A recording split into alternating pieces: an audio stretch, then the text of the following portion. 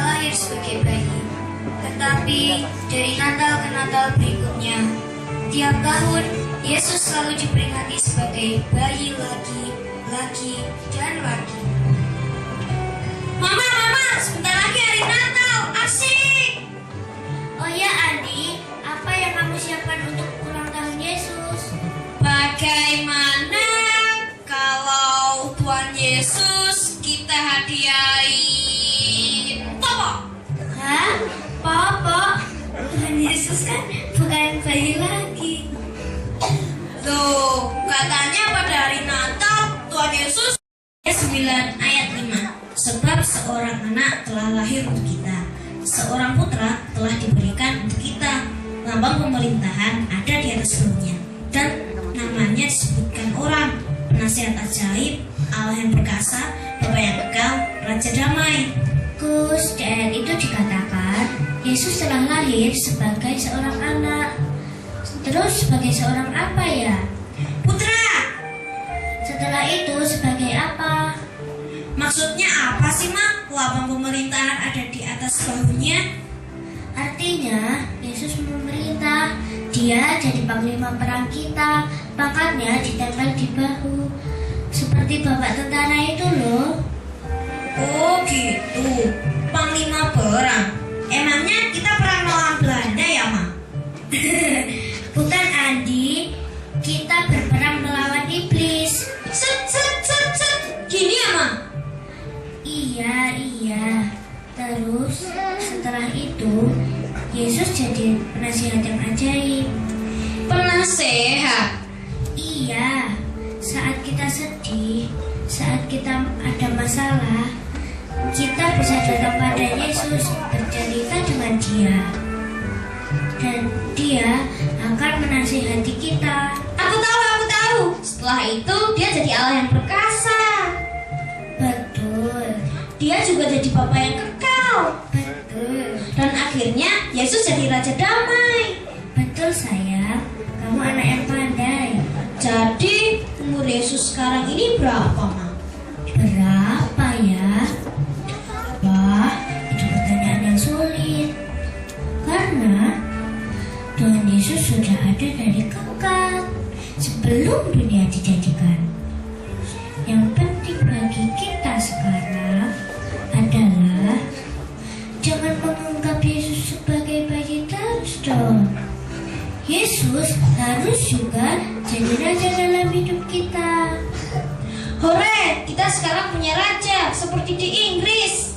Bukan raja seperti di Inggris sayang. Yesus jadi raja, artinya semua yang diinginkan Raja Yesus akan kita lakukan. Kita akan hidup menyenangkan Raja kita. Oh gitu ya, Ma? Iya, sebentar lagi Tuhan Yesus akan datang lagi. Datang lagi? Iya, Dia akan datang lagi sebagai Raja, menunggang kuda putih, dan di atas kepalanya ada mahkota. Wow, keren! Andi mulai mempersiapkan hadiah untuk Tuhan Yesus di hari Natal nanti. Kata Mama, bukan pokok hadiahnya. Terus apa ya? Kalau Yesus itu raja, dia sudah punya semuanya. Emas, perak. Apa ya yang diinginkan Tuhan Yesus sang Raja Damai itu? Apakah Tuhan Yesus suka kue tart ya? Oh, sepertinya Tuhan Yesus tidak membutuhkan kue tart. Apakah Tuhan Yesus suka rumah yang bagus sekali?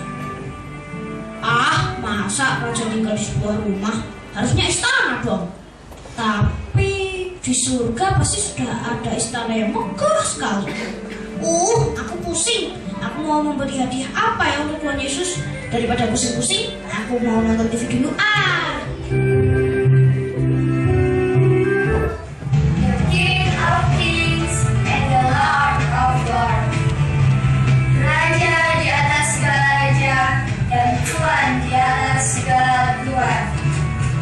Menyambut Natal tahun ini, Karisma TV akan menayangkan kisah hidup Kakak yang memberikan hidupnya untuk menyenangkan hati Yesus. bisa dikurangi dari David Rana. Kakak adalah seorang pemain sepak bola yang berasal dari Brazil. Negara yang satu ini memang gudangnya pemain berbakat dari zaman dahulu sampai sekarang. Kakak lahir dengan nama Ricardo Isaacson dos Santos Leito.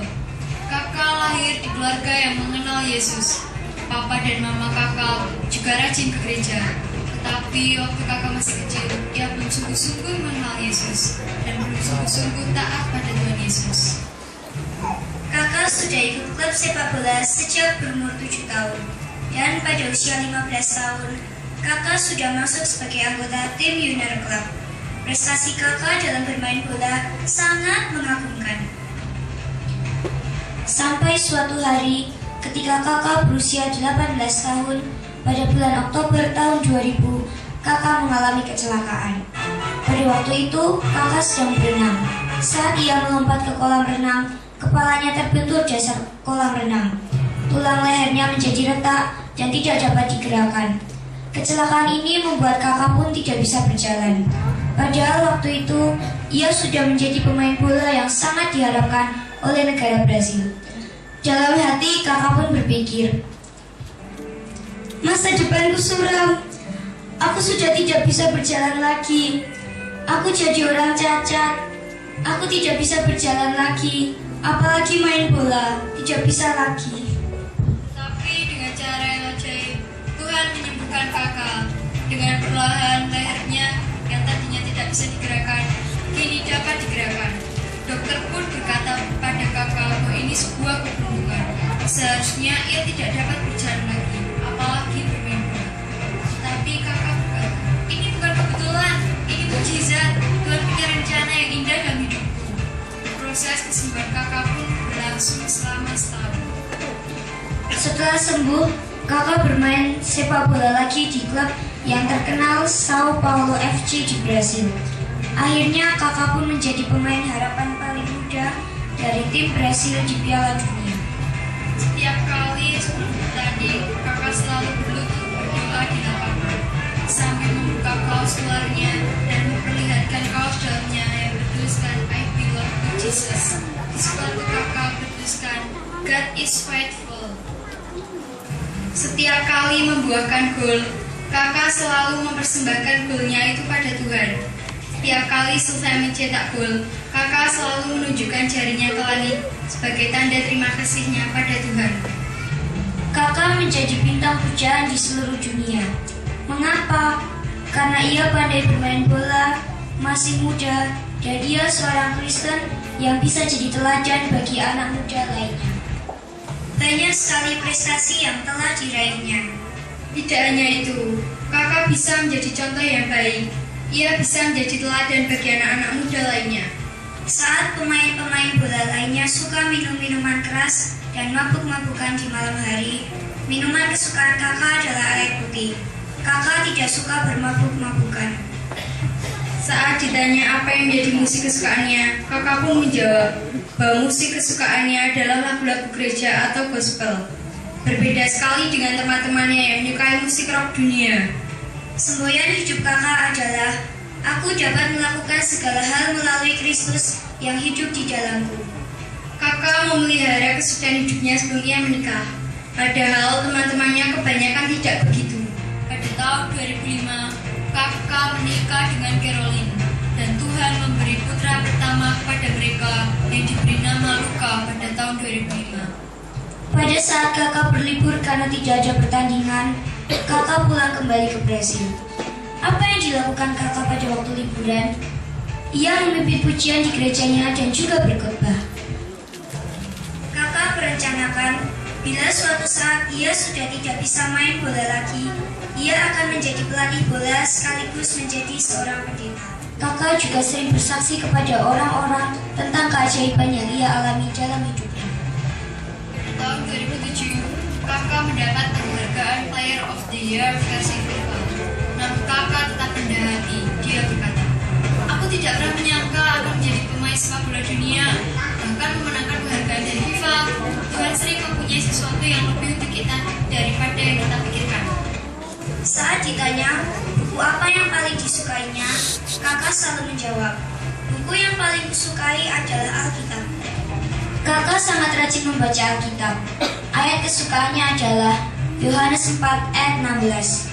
Akulah jalan dan kebenaran dan hidup. Tidak ada seorang pun yang datang kepada Bapa kalau tidak melalui aku. Bahkan, kakak mengajak teman-teman dan kaptennya Lucio belajar Alkitab bersama serta berdoa. Teman-temannya pun menyambut dengan antusias. Mereka pun membuat kaos dalam bertuliskan, "Aku milik Yesus." Bahkan yang bertuliskan, "Aku cinta Yesus." Tapi pada tahun 2006, FIFA melarang pemain Brasil memakai kaos dalam tersebut. Kakak pun mentaati peraturan baru itu. Ia beranggapan bahwa bersaksi bisa lewat kehidupan kita. Hidup yang memuliakan nama Tuhan dan membawa banyak orang datang pada Yesus dengan memberi contoh hidup yang baik.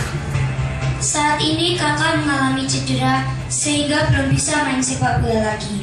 Namun kakak tidak putus asa dan tidak bermalas-malasan.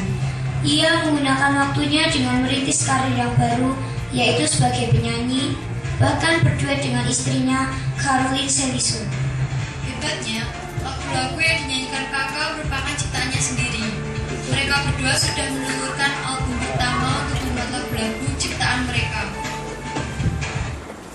Album mereka yang pertama berjudul Presente Deus.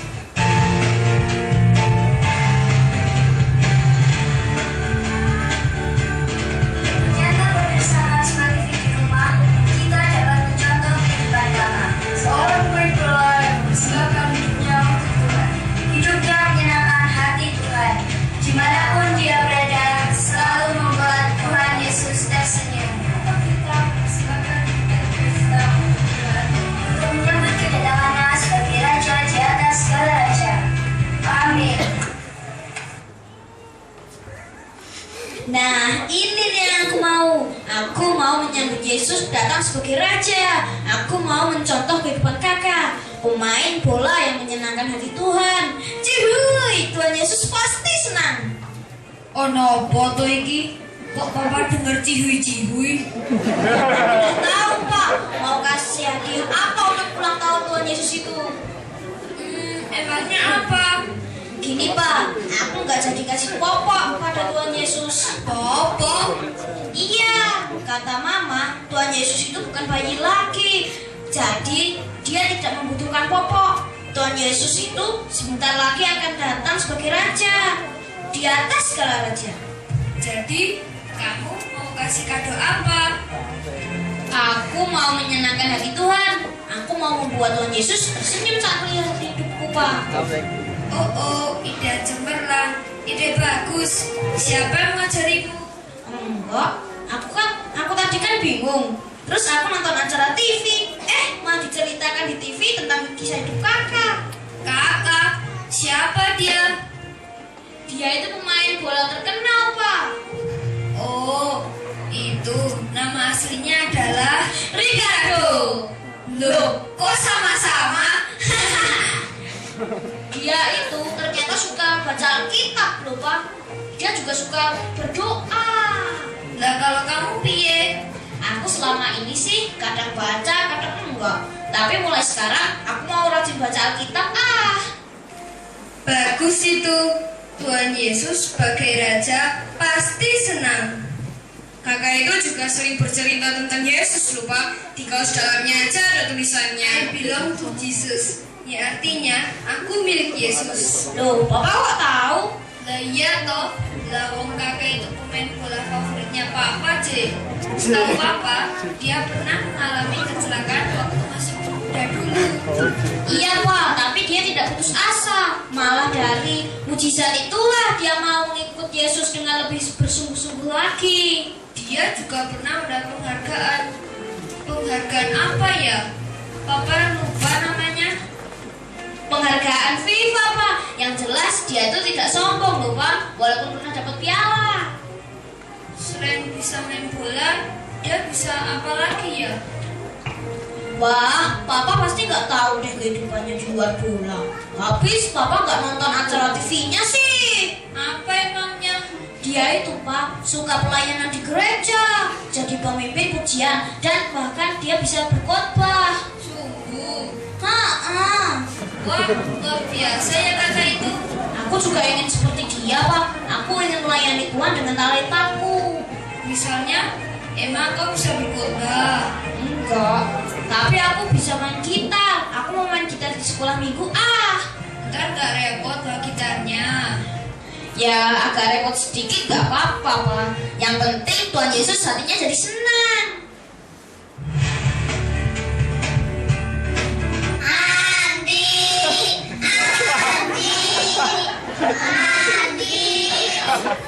Itu ada teman-temanmu datang.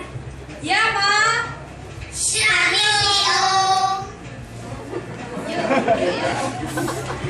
Bisa main bola di lapangan dekat rumahku yuk. Iya, Dik. Kita lawan anak kampung sebelah. Nggak mau. Aku mau ke sekolah minggu. Namanya sekolah minggu gak enak.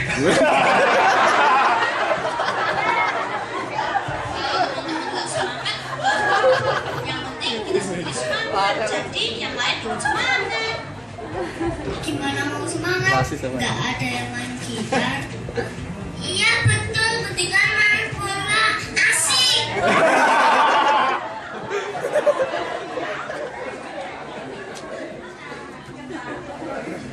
Nah, besok di sekolah minggu aku yang main gitar.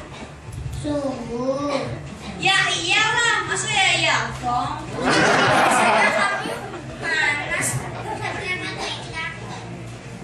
Biasanya kamu hobi main bola. Minggu lalu kamu juga bolos ke sekolah minggu kan? Lu jaga sama kita-kita. Ada apa Tondi?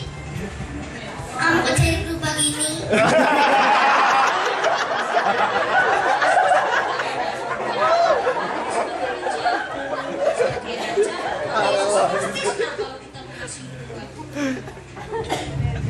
Ada apa sih Om? Iya aneh. Itu tuh Andi sedang ingin menyentuh kehidupan kakak. Kakak? Iya, kakak seorang pemain bola yang takut akan Tuhan, menyenangkan hati Tuhan, rajin ke gereja, suka berdoa, dan suka membaca Alkitab. Banyak orang diberkati lagi hidupnya. Betul itu. Aku mau main bola bersama kalian, tapi hari Sabtu aja, jangan Minggu dong. Hari Minggu kita ke sekolah Minggu. Iya deh. Oke. Baiklah. Iya, tapi ingat ya anak-anak, kakak itu cuma manusia biasa. Dia juga punya kelemahan.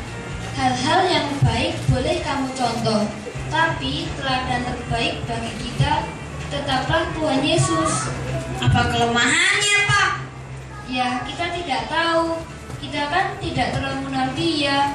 Yang penting bagi kita adalah menyenangkan hati Tuhan. Boleh-boleh saja sih kakak jadi inspirasi buat kita. Tapi teladan kita yang sempurna adalah Tuhan Yesus. Boleh, aku ingin memberikan hidupku sebagai hadiah buat Tuhan Yesus. Boleh, asik. Tuhan Yesus pasti senang. hidup yang memuliakan nama Tuhan. Wah, wah, wah. Papa ikut senang sayang. Haleluya.